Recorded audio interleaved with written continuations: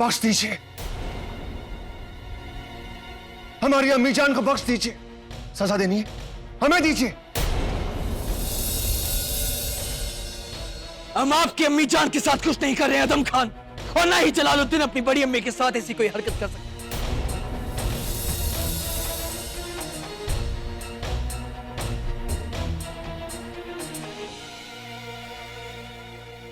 पर हम इस मुजरिम को रियायत नहीं बख्शेंगे।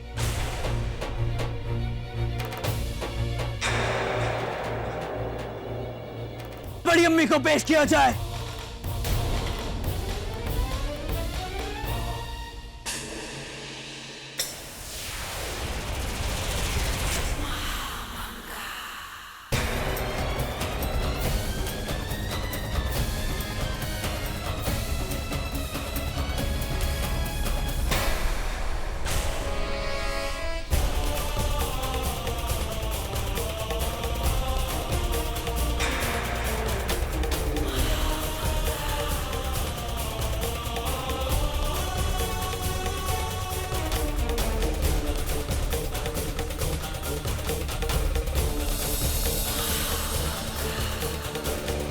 चौंकिए मत, ये जो हमारे कदमों में गिरी हुई है इसकी सिर्फ सूरत हमारी बड़ी अम्मी से मिलती है, सीरत नहीं।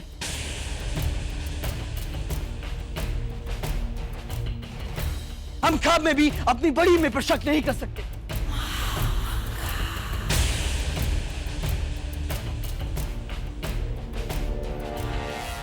लेकिन जब जोधा बेगम ने हमारी बड़ी अम्मी पर उंगली उठाई, हम बर्दाश्त नहीं कर सके।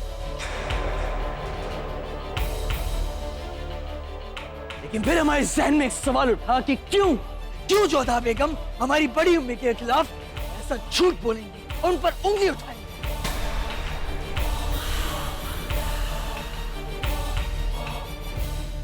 इसलिए हमने उनकी गवाह रहीम से बात करने की कोशिश की, और हम और परेशान हो गए, क्योंकि इतना तय था कि मासूम रहीम हमसे झूठ नहीं बोल रहा है, और यह भी तय था कि हमारी बड़ी अम्मी कभी हमारे साथ ऐसा नहीं कर सकती।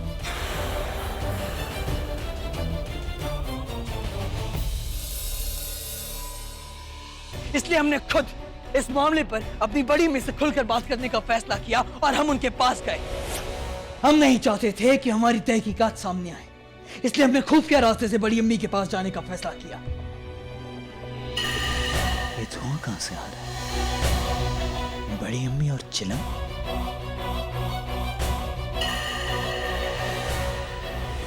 हमारे जहन में एक शक पैदा हुआ। हमें लगा कि शायद ये हमारी बड़ी अम्मी नहीं है, इसलिए हमने अगले दिन ही अपने शक को यकीन में तस्दीक कर दिया, जब हमने मसलत के बहाने बड़ी अम्मी को अपने पास बुलाया। आपने हमें याद फरमाया जना? एक खास अफगानी तंबाकू आज ही आया है, शौक फरमाइए। नहीं चला, एक जमाना था जब हमें हुक्के का बहुत शौक था, रुकैया बेगम से भी ज्यादा। लेकिन जब दमे की बीमारी ने पकड़ लिया, उसके बाद हुक्का पहुंच से दूर हो गया। अब एक बार कश लेते हैं तो खांसते खांसते जान निकल जाती है, इसीलिए इसके लिए माफ कर दीजिएगा। फिर जब हमें पता चला कि हमारी बड़ी अम्मी दमे की वजह से हुक्का नहीं पी सकती, तब मतलब साफ कि जो चिलम पी रहा था वो कहीं और है।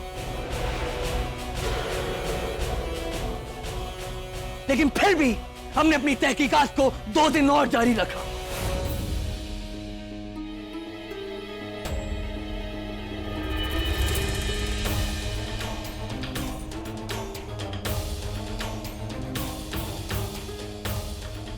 अपनी बड़ी अम्मी को लिखता देख हम और भी हैरान हो गए, क्योंकि हमारी बड़ी अम्मी सिर्फ 2 जुबान चाहती, उर्दू और अरबी। पर यह मोहतरमा जो जुबान लिख रही थी वो ना ही उर्दू थी और ना ही अरबी, क्योंकि वो बाएं से दाएं थी। तब हमारा शक एकदम यकीन में तब्दील हो गया।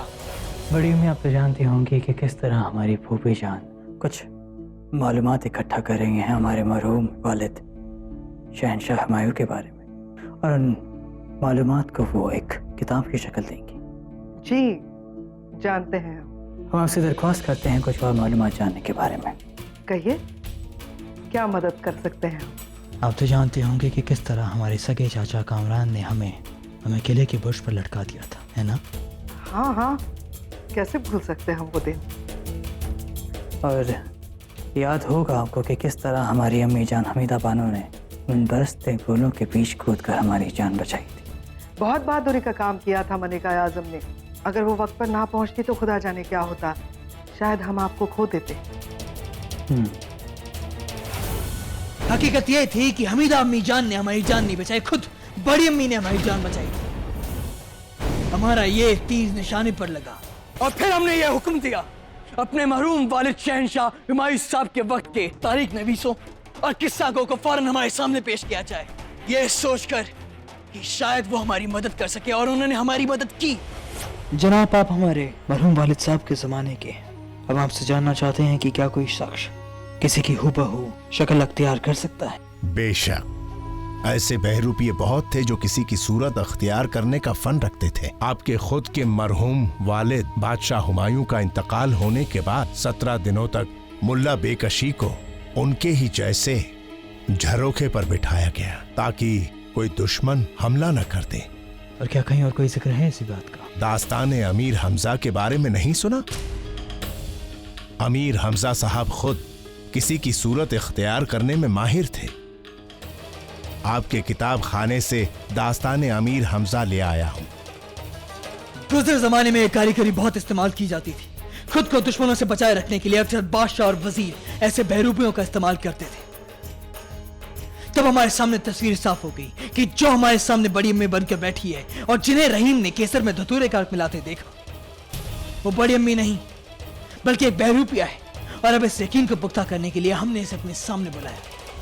बड़े अम्मी, हमने बहुत दिनों से आपके हाथ का बना तीखा खाना नहीं खाया। आज हमारा दिल कर रहा है और हम चाहते हैं आप हमारे लिए खाना बनाएं। बस इतनी सी बात? हम अभी आपके लिए मसाले वाला तीखा गोश्त बनवाते हैं, बना के लाते हैं।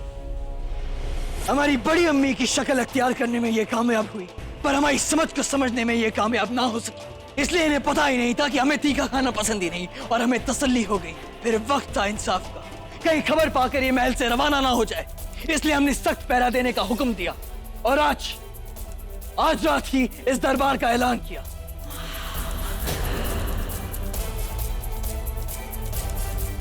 और उसके बाद हम बड़ी अम्मी के पास गए, उन्हें इस हकीकत से वाकिफ कराने के लिए। बेचारी को यकीन ही नहीं हुआ कि कोई उनकी शक्ल से, उनके नाम से यह गुनाह कर रहा। या खुदा, यकीन नहीं हो रहा कोई हमारे ही महल में हमारी शक्ल लेकर इतना बड़ा गुनाह कर बैठता है। आप फिक्र मत करिए बड़ी अम्मी, झूठ और गुनाह के पांव नहीं होते। हम इस तक पहुंच चुके हैं जिसने गुनाह किया, और वो जल्द से जल्द अपने अंजाम तक पहुंच जाएगा।